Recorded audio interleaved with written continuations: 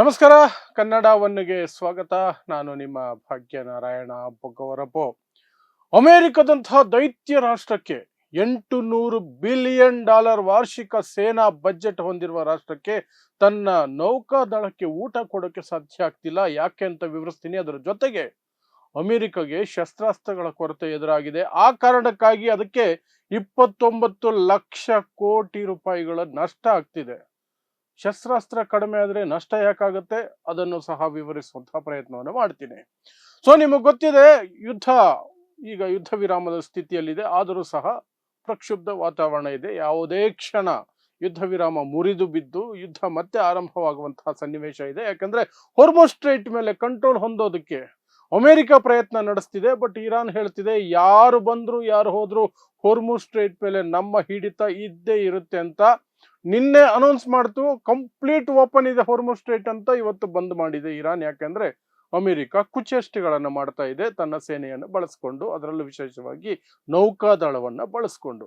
ಆ ಸನ್ನಿವೇಶದಲ್ಲಿ ಎರಡು ಮುಖ್ಯ ವಿಚಾರಗಳು ಹೊರಗಡೆ ಬಂದಿದ್ದು ಇವತ್ತು. ಏನು ಅಂದ್ರೆ, ನೌಕಾದಳವನ್ನ ಏನಲ್ಲಿ ನಿಯೋಜನೆ ಮಾಡಲಾಗಿದೆ, ಸುಮಾರು 50-60 ದಿನಗಳಿಂದ ಅಲ್ಲೇ ಠಿಕಾಣಿ ಹೂಡ್ಕೊಂಡಿದಾರಲ್ಲ, ಆ ನೌಕೆಗಳಿಗೆ ಸಪ್ಲೈಸ್ ಬರ್ತಾ ಇಲ್ಲ, ಸರಬರಾಜು ದಿನಸಿ ಸಪ್ಲೈ ಬರ್ತಾ ಇಲ್ಲ.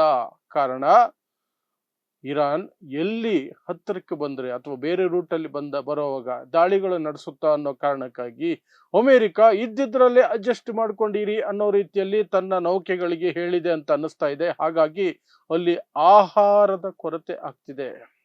ಒಂದು ಫೋಟೋ ಈಗ ಹೊರಗಡೆ ಬಂದಿದೆ. ಆ ಫೋಟೋದಲ್ಲಿ ಏನ್ ತಿಂತಾ ಇದ್ದಾರೆ ಅಲ್ಲಿರುವಂತಹ ಸಾವಿರಾರು ನೌಕಾದಳದ ಸಿಬ್ಬಂದಿ ಅಥವಾ ಸೈನಿಕರು, ಅಮೆರಿಕದವರು ಅನ್ನೋದು ಸ್ಪಷ್ಟವಾಗಿ ಕಾಣ್ತಿದೆ. ಸ್ವಲ್ಪ ಬೇಯಿಸಿದ ಮಾಂಸ, ಒಂದು ಚಪಾತಿ ರೀತಿಯಾದಂಥದ್ದು ಒಂದು ಅಷ್ಟರಲ್ಲೇ ಪ್ರತಿ ಹೊತ್ತು ಒಂದೊಂದು ಹೊತ್ತಿಗೆ ಅಷ್ಟು ಮಾತ್ರ ಸಿಗ್ತಾ ಇದೆಯಂತೆ. ಬೇರೆ ಏನು ಸಿಗ್ತಾ ಇಲ್ವಂತೆ. They are waiting for the supplies. ಈಗ ಸಪ್ಲೈಸ್ ಬರ್ಬೇಕಂದ್ರೆ ಇರಾನ್ನ ರಿಸ್ಕ್ ತೆಗೆದುಕೊಳ್ಳಬೇಕು. ಆ ಸಮುದ್ರಕ್ಕೆ ಹತ್ತಿರಕ್ಕೆ ಬರಬೇಕು. ನೀರಲ್ಲಿ ಕಾಯ್ತಾ ಇರುವಂತಹ ಈ ಹಡಗುಗಳಿಗೆ ಸಪ್ಲೈಸ್ ಕೊಡಬೇಕು. ಈ ಹಡಗುಗಳಿದಾವಲ್ಲ, ಬೇರೆ ಹಡಗು ಬರೋಕೆ ಏನ್ ಸಮಸ್ಯೆ ಅನ್ನೋದಾದ್ರೆ, ಸಣ್ಣ ಪುಟ್ಟ ಹಡಗುಗಳು ಬಂದ್ರೆ ಇರಾನ್ ಹೊಡೆದು ಬೀಳಿಸುತ್ತೆ ಅನ್ನುವ ಭಯ ಅವ್ರಿಗೆ. ಇದಾದ್ರೆ ಯುದ್ಧ ನೌಕೆ, ಇದರಲ್ಲಿ ಆಂಟಿ ಮಿಸೈಲ್ ಸಿಸ್ಟಮ್ ಎಲ್ಲ ಇರುತ್ತೆ. ಇದರ ಮೇಲೆ ಮಿಸೈಲ್ ಹಾಕೋದಕ್ಕೆ ಹೆಚ್ಚು ಧೈರ್ಯ ಬೇಕಾಗುತ್ತೆ ಮತ್ತು ಸಾಧ್ಯನೂ ಆಗೋದಿಲ್ಲ ಇರಾನ್ಗೆ. ಬಟ್ ಯಾವ್ದಾದ್ರು ಬೇರೆ ಹಡಗು ಇವುಗಳಿಗೆ ಊಟ ತಗೊಂಡು ಅಥವಾ ಸಪ್ಲೈಸ್ ತಗೊಂಡು ದಿನಸಿ ತಗೊಂಡು ಬಂದ್ರೆ ಅವುಗಳ ಮೇಲೆ ದಾಳಿ ಆಗೋ ಭಯ ಇರೋದ್ರಿಂದ ಅಮೆರಿಕ ಹಿಂಜರಿತಾ ಇದೆ, ಯೋಚನೆ ಮಾಡ್ತಾ ಇದೆ ಯಾವ ರೀತಿ ಸಪ್ಲೈಸ್ ಕಳಿಸ್ಕೊಡ್ಬೇಕಂತ. ಸೊ $800 ಬಿಲಿಯನ್ ಅಮೆರಿಕದ ವಾರ್ಷಿಕ ಸೇನಾ ಬಜೆಟ್. $800 ಬಿಲಿಯನ್. ಅಂಥ ಒಂದು ರಾಷ್ಟ್ರಕ್ಕೆ ತನ್ನ ಸೈನಿಕರಿಗೆ ಊಟ ಒದಗಿಸಿಕೊಡಕ್ ಸಾಧ್ಯ ಆಗ್ತಿಲ್ಲ ಅನ್ನುವಂತಹ ದುಸ್ಥಿತಿ ಈಗ ಅಲ್ಲಿ ಬಂದಿದೆ. ಹೊರ್ಮುಜ್ ಸ್ಟ್ರೈಟ್ ಹತ್ರ ಬಂದಿದೆ.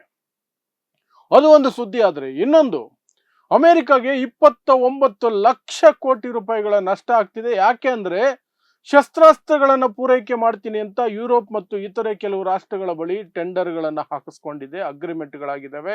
ಬಟ್ ಅವುಗಳಿಗೆ ಅಮೆರಿಕದ ಕಡೆಯಿಂದ ಶಸ್ತ್ರಾಸ್ತ್ರಗಳನ್ನು ಪೂರೈಕೆ ಮಾಡೋದು ಸಾಧ್ಯ ಆಗ್ತಾ ಇಲ್ಲ. ಯಾಕೆ ಅಂದ್ರೆ, ಶಸ್ತ್ರಾಸ್ತ್ರಗಳನ್ನ ಅಮೆರಿಕ ಸ್ವತಃ ಬಳಸ್ತಾ ಇದೆ, ಇಸ್ರೇಲ್ಗೆ ಕೊಡ್ತಾ ಇದೆ, ಇನ್ನೊಂದಷ್ಟು ಯುಕ್ರೇನ್ಗೂ ಸಹ ನಿರಂತರ ಸಪ್ಲೈ ಮಾಡ್ತಿರೋದ್ರಿಂದ ಯಾವೆಲ್ಲ ಅಗ್ರಿಮೆಂಟ್ಗಳಾಗಿದಾವಲ್ಲ, ಆ ಅಗ್ರಿಮೆಂಟ್ಗಳಲ್ಲಿ ನಿಗದಿಯಾಗಿರುವಂತಹ ದಿನಾಂಕಕ್ಕೆ ಯುರೋಪಿಯನ್ ರಾಷ್ಟ್ರಗಳಿಗಾಗ್ಲಿ ಬೇರೆ ರಾಷ್ಟ್ರಗಳಿಗಾಗ್ಲಿ ಶಸ್ತ್ರಾಸ್ತ್ರಗಳನ್ನು ಪೂರೈಕೆ ಮಾಡೋದಕ್ಕೆ ಸಾಧ್ಯ ಆಗ್ತಿಲ್ಲ. ಹಾಗಾಗಿ ಆ ಒಂದು ಟೈಮ್ ಡಿಲೇ ಇದೆಯಲ್ಲ, ತಡ ಆಗ್ತಿದೆಯಲ್ಲ, ಅದರಿಂದ ಅಮೆರಿಕಾಗೆ 29 ಲಕ್ಷ ಕೋಟಿ ರೂಪಾಯಿ ನಷ್ಟ ಆಗ್ತಿದೆ ಅಂತೆ. 29 ಲಕ್ಷ ಕೋಟಿ ರೂಪಾಯಿಗಳು ಲೆಕ್ಕ ಹಾಕಿ, ನಮ್ಮ ದೇಶದ ಬಜೆಟ್ಟಿನ ಅರ್ಧ, ಭಾರತದ ಬಜೆಟ್ನ, ಇಡೀ ದೇಶದ ಒಂದು ವರ್ಷದ ಬಜೆಟ್ನ ಅರ್ಧ ಭಾಗ 29 ಲಕ್ಷ ಕೋಟಿ ಅಂದ್ರೆ ಅರ್ಧಕ್ಕಿಂತ ಹೆಚ್ಚು. ನಮ್ದು 58 ಲಕ್ಷ ಕೋಟಿಗಳ ಬಜೆಟ್. ಇವರದು 29 ಲಕ್ಷ ಕೋಟಿ. ಕೇವಲ ವೆಪನ್ಸ್ ಡಿಲೇ ಆಗ್ತಿದೆಯಲ್ಲ, ಮ್ಯಾನುಫ್ಯಾಕ್ಚರ್ ಆಗಬೇಕು, ಸಪ್ಲೈ ಆಗಬೇಕು. ಆದ್ರೆ ಮ್ಯಾನುಫ್ಯಾಕ್ಚರ್ ಆಗ್ತಿರೋದೆಲ್ಲವೂ ಸಹ ಇರಾನ್ ಯುದ್ಧದಲ್ಲೇ ಬಳಸ್ತಿರೋದ್ರಿಂದ ಮತ್ತು ಯುಕ್ರೇನ್ಗೂ ಸ್ವಲ್ಪ ಕೊಡ್ತಿರೋದ್ರಿಂದ ಅಮೆರಿಕಾಗೆ ಆ ಡೇಟ್ಗಳು, ಕಮಿಟ್ಮೆಂಟ್ ಆಗಿರುವಂತಹ ಡೇಟ್ಗಳಿಗೆ ಸರಿಯಾಗಿ ಸಪ್ಲೈ ಮಾಡೋದಕ್ಕೆ ಸಾಧ್ಯ ಆಗ್ತಿಲ್ಲ. ಸೊ 29 ಲಕ್ಷ ಕೋಟಿ ಹೋಗ್ತಿದೆ. ಇದರ ನಡುವೆ ಇನ್ನೊಂದು ಕೆಟ್ಟ ಸುದ್ದಿ ಅಮೆರಿಕಾಗೆ ಏನಂದ್ರೆ, ಅಲ್ಲಿ ಹೊರ್ಮುಜ್ ಸ್ಟ್ರೈಟ್ ಅಲ್ಲಿ ನಿಂತಿದ್ದಂತಹ ಇನ್ನೊಂದು ಯುದ್ಧ ನೌಕೆ USS ಡ್ವೈಟ್ ಅನ್ನುವಂತಹ ಯುದ್ಧ ನೌಕೆ, ಅದರಲ್ಲಿ ಬೆಂಕಿ ಬಿದ್ದಿದೆ ಅನ್ನುವಂತಹ ಸುದ್ದಿಗಳು ಬರ್ತಾ ಇದೆ.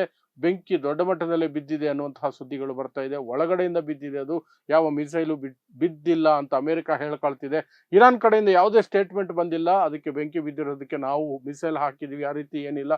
ಈ ಹಿಂದೆ ಬಿದ್ದಂತಹದ್ದಕ್ಕೆ ಇರಾನ್ ಹೇಳ್ಕೊಂಡಿತ್ತು. ಈ ಹಿಂದೆಯೂ ಸಹ ಒಂದು ತಿಂಗಳ ಹಿಂದೆ ಒಂದು USS ಯುದ್ಧ ನೌಕೆಗೆ ಅಲ್ಲಿ ಬಿದ್ದಿತ್ತು, ಬೆಂಕಿ ಬಿದ್ದಿತ್ತು. ಆ ಸಂದರ್ಭದಲ್ಲಿ ಅಮೆರಿಕ ಹೇಳಿದ್ದು ಲಾಂಡ್ರಿ ಸೆಕ್ಷನ್ ಅಲ್ಲಿ ಬೆಂಕಿ ಬಿತ್ತು ಅಂತ, ಇರಾನ್ ಹೇಳಿದ್ದು ನಾವು ಮಿಸೈಲ್ ಹೊಡೆದ್ವಿ ಅಂತ. ಬಟ್ ಈ ಬಾರಿ ಈ USS ಡ್ವೈಟ್ ಅನ್ನುವಂತಹ ಒಂದು ಯುದ್ಧ ನೌಕೆ ಏನಿದೆ ಅದರ ಬಗ್ಗೆ ಇರಾನ್ ಯಾವುದೇ ಸ್ಟೇಟ್ಮೆಂಟ್ ಕೊಟ್ಟಿಲ್ಲ. ಬಟ್ ಸ್ವತಃ ಅಮೆರಿಕ ಹೇಳ್ಕೊಂಡಿದೆ ಸಣ್ಣ ಪ್ರಮಾಣದ ಅಗ್ನಿ ಅವಘಡ ಆಗಿದೆ.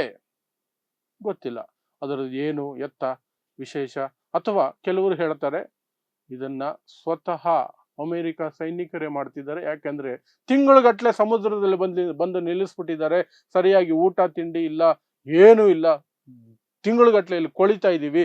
ಏನಾದ್ರೂ ಆ ರೀತಿ ಅವಘಡ ಆದಾಗ ಅದನ್ನು ವಾಪಸ್ ಕರ್ಸ್ಕೊಳ್ಬಹುದು, ನಾವು ವಾಪಸ್ ಹೋಗ್ಬೋದು ಅಂತ ಸೈನಿಕರು ಬೇಕು ಅಂತಲೇ ಮಾಡ್ತಿದ್ದಾರೆ ಎನ್ನುವ ಆರೋಪ ಮೊದಲ ಬಾರಿಗೆ ಲಾಂಡ್ರಿಯಲ್ಲಿ ಬೆಂಕಿ ಬಿದ್ದಿದೆ ಅಂತ ಅಮೆರಿಕ ಒಪ್ಕೊಂಡಿತ್ತಲ್ಲ, ಆಗಲೇ ಬಂದಿತ್ತು. ಈಗಲೂ ಸಹ ಅದೇ ಒಂದು ಮಾತುಗಳು ಕೇಳಿ ಬರ್ತಾ ಇದೆ. ಸೊ ಗೊತ್ತಿಲ್ಲ ಏನಾಗಿದೆ ಅಂತ ಗೊತ್ತಿಲ್ಲ. ಒಟ್ಟಿನಲ್ಲಿ ಇರಾನ್ ಕಡೆಯಿಂದ ಈ ಘಟನೆ ವಿಚಾರವಾಗಿ ಯಾವುದೇ ಒಂದು ನಿಖರವಾದಂತಹ ಮಾಹಿತಿ ಬಂದಿಲ್ಲ, ಅಥವಾ ಅವರು ಯಾವುದೇ ಪ್ರತಿಕ್ರಿಯೆಯನ್ನು ಕೊಟ್ಟಿಲ್ಲ. ಅಮೆರಿಕ ಸ್ವತಃ ಹೇಳ್ಕೊಂಡಿದೆ ಬೆಂಕಿ ಬಿದ್ದಿದೆ ಅಂತ. ಸೊ ಇದಿಷ್ಟು ಅಮೆರಿಕದ ವಿಚಾರವಾಗಿ ಇವತ್ತು ಹೊರಗಡೆ ಬಂದಿರುವಂತಹ ವಿಚಾರ. ಒಂದು $800 ಬಿಲಿಯನ್ ವಾರ್ಷಿಕ ಬಜೆಟ್ ಇರುವ ಸೇನೆಗೆ ಊಟ ತಲುಪಿಸೋದಕ್ಕೆ ಸಾಧ್ಯ ಆಗ್ತಿಲ್ಲ ಅಮೆರಿಕಾಗೆ. ಇನ್ನೊಂದು ಕಡೆ ಇನ್ನೊಂದು ಯುದ್ಧ ನೌಕೆಗೆ ಬೆಂಕಿ ಬಿದ್ದಿದೆ.